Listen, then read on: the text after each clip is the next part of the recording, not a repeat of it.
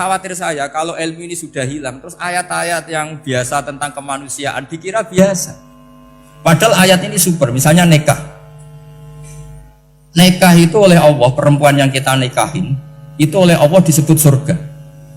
Saya punya bukti, misalnya gini ayat ya, wala tangkihul musyrikati hatta yu'min, wala amatum mu'minatun khairum min musyrikati walau a'jabatkum. Terusannya ayat, wala tangkihul musyrikina hatta yu'minu, wala abdu mu'minun khairum min musyriki walau a'jabakum.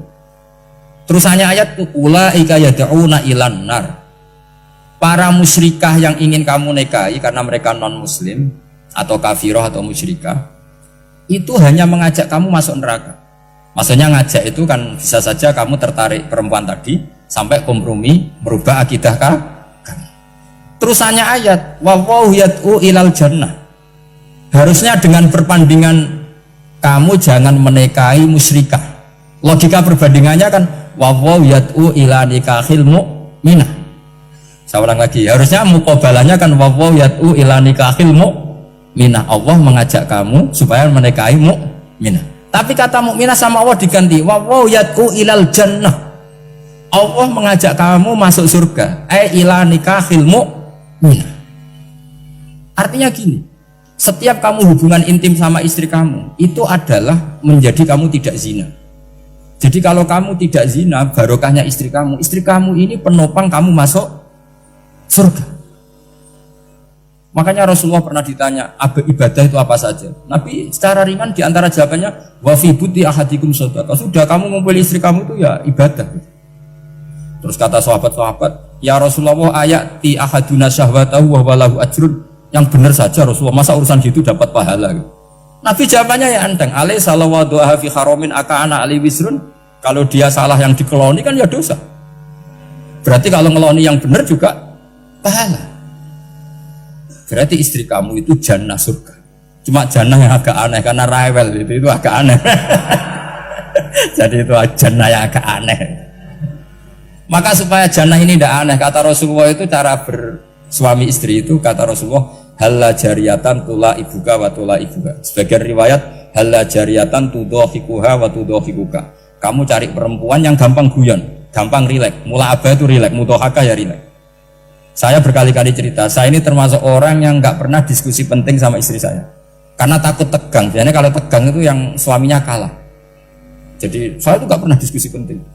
Saya kemarin mau ke Pasuruan ya, mau ke Peloso itu ditanya mau kemana, ya tidak tahu. Terus pulangnya kapan, ya nggak tahu. Uang kok rohan. Ya saya senang saja.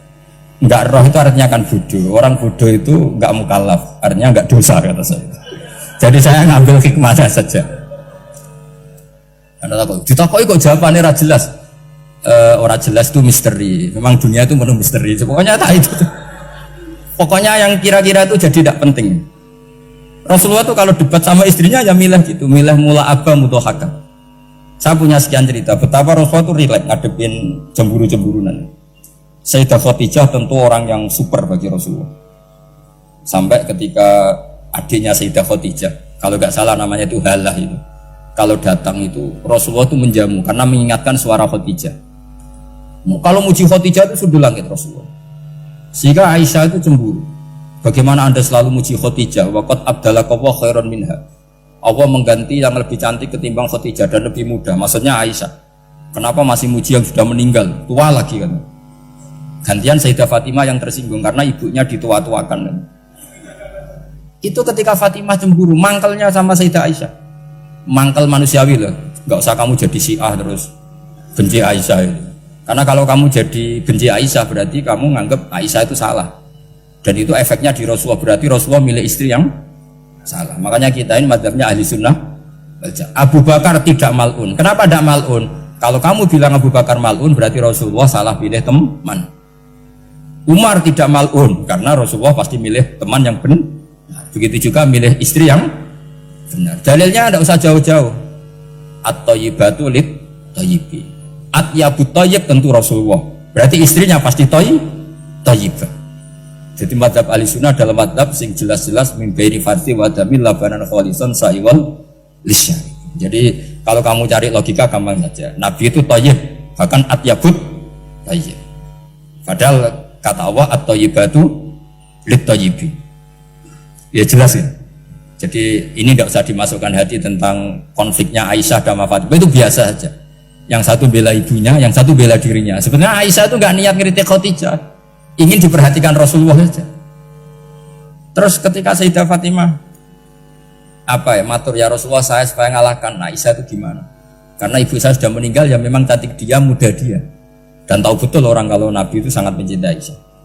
Kata Rasulullah, bilang gini saja, tetap hebat ibu saya, karena ibu saya dapat Rasulullah rondo untuk Joko. Kowe ayu kaya apa? Iku untuk Dudo. Jadi rileks saja Rasulullah. Akhirnya ya semenjak itu nggak ngeritik lagi, bahaya ini kalau ngeritik. Khadijah itu kan sudah umur 40 tahun, janda dapat Joko. Aisyah perawan untuk Dudo. Keren mana? Keren Khadijah. Jadi tidak semua masalah itu Nabi itu menyelesaikan cara ekstrim. Nabi itu biasa mula'abah, santai rileks.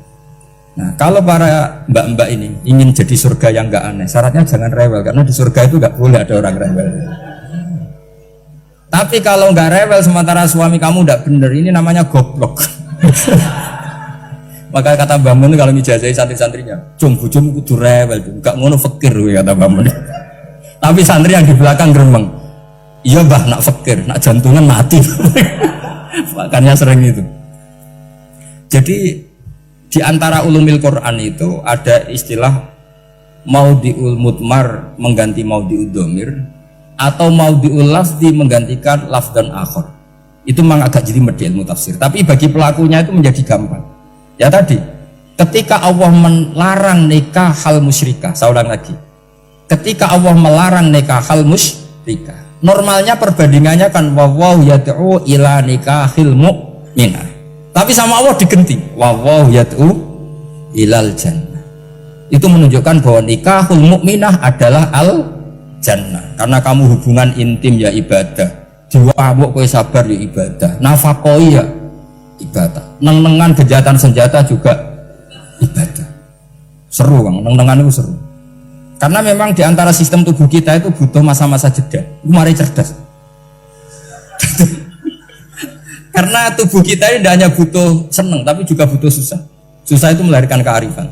Jajal bojomu tahu minggat, mesti kearifan kamu meningkat. Jadi minggat itu ya penting. Nikmati saja. Loh, ini saya nggak ngajari keburukan. Memang seperti itu. Nah, saya berharap ilmu usul fikih ini tidak boleh hilang. Karena dengan ilmu usul fikih kita tahu mubah adalah tarkul haram dan tarkul haram adalah wajib. Maka Allah sering sekali membicarakan sesuatu yang mubah itu superior. Kayak tadi wa min ayatihi manamukum billaili wan. Nah, termasuk ayatnya Allah adalah kami itu tidur. Cara berpikir tadi, kalau saya tidak tidur sakit, kalau sakit habis biaya banyak. Sementara tidur hanya butuh seperti ini.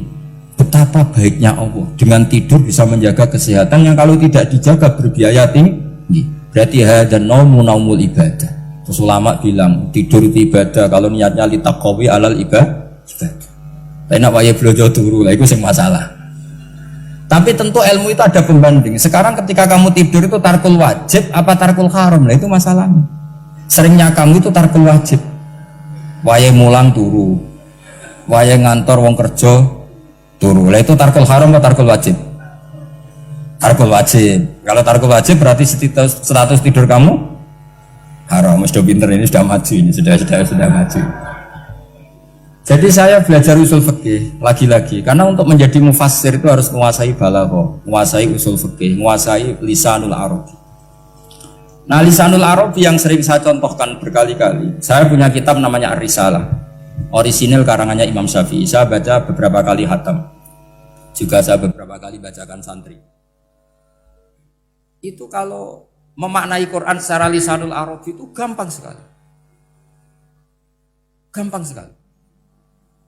Ketika Imam Syafi'i mengatakan kamu boleh tayamum ketika bepergian dan saat bepergian itu tidak menemukan air, syaratnya kamu tolabul ma', cari-cari dulu. Ketika ditanya sama ashabu Syafi'i kenapa harus cari-cari dulu, jawabannya enteng, li'anna Allaha ta'ala yaqul falam tajidu ma'an wala yuqalu liman lam yatlub lam yajid. Karena Allah ngendikan kemudian kamu tidak menemukan air. Di mana-mana tidak menemukan setelah mencari. Kalau belum mencari namanya tidak tahu. Jadi dari kata falam tajidumaan kemudian kamu tidak menemukan. Tidak menemukan berarti apa? Setelah mencari.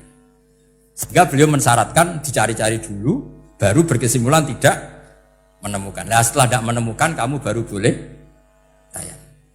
Segampang itu ilmu usul fikih di depan Imam Syafi'i. Ulumul Quran dianalisis dengan usul fikih. Ketika ditanya, kenapa Anda mensyaratkan nikah itu pakai wali? Ayatnya apa? Kalau hadisnya jelas, la nikaha illa biwaliyin mursyidin. Ayatnya apa? Imam Syafi'i secara enteng baca ayat fala ta'duluhunna ayyankihna azwajahunna idza taradhu bainahum bil ma'ruf. Jika wanita yang kamu waleni, saya ulang lagi, jika perempuan yang kamu walikan, misalnya kamu punya anak yang umur 20 tahun ingin nikah sama seseorang. Seseorang ini layak. Ya misalnya kiai ya apal alfiyah. Tadi kata Mbah Mus itu muridnya Mbah Khalil itu alfiyah diwolak-walik apa? Saking seringnya belajar alfiyah kata beliau sampai santri apal alfiyah wolak-walik tapi ora roh carane jamak kosor. Karena dulu pondoknya mau pondok nahwu. Jadi kayak di ngelirap itu. Tonggone nganti apal fa'ala yaf'ulu fa'lan. Cinone weh apal saking bedino itu ujiane ra selawatan fa'ala yaf'ulu fa'lan wa ma fa'lan wa fa'ilun. Jadi pondok ya macam-macam. Itu saya tadi sampai mana itu? Tentang apa? Wali nikah tadi. Di bab fikih, saya ulang lagi di bab fikih. Itu kata Allah, jika perempuan yang kamu walikan itu ingin nikah, fala ta'duluhunna, jangan kamu larang. Kata Imam Syafi'i, kalau seorang wali tidak punya hak mewalikan, maka larangan jangan menghalangi itu tidak ada gunanya. Misalnya gini, Zaid itu tidak punya utang saya ulang lagi, Zaid tidak punya utang saya. Memang ini ilmu logika, Zaid tidak punya utang saya. Terus sampean bilang ke saya gini, Gus Bah, Zaid ojo tagih. Itu omongannya wong aneh apa enggak? Aneh kan? Tapi kalau Zaid punya utang saya 1 juta, terus kamu menasihati saya, Gus Zaid ojo tagih. Benar apa enggak? Wali itu punya hak melarang. Saya ulang lagi, wali berarti punya hak melarang putrinya tidak nikah. Jika diperintahkan Allah, kamu jangan pernah melarang. Berarti punya hak melarang. Kayak tadi, Gus ojo tagih, berarti aku dia hak nagih. Misalnya otoritas bandara ATR, pesawat Boeing sekian-sekian Lion, bolehkan landing di sini.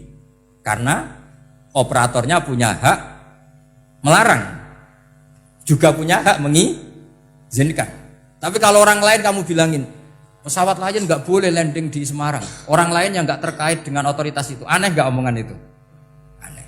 Kalau wali dilarang menghalangi perempuan ingin nikah harus memberi izin maksudnya, maka berarti wali punya hak menikahkan. Paham yang saya maksud? Makanya Imam Syafi'i mensyaratkan seorang perempuan yang nikah harus pakai wali. Jadi segampang itu. Kitab Ar-Risalah menerangkan ulumul Quran. Dan dalam banyak hal ulama dulu itu, makanya saya tadi berjanji, karena Quran itu bisa kamu baca fasih, kamu dengerin suara enak ya enak, kamu dengerin logika yang enak ya enak. Jangan sampai kamu udah dua-duanya. Suaranya sudah ada enak, logikanya tidak enak, itu kacau namanya.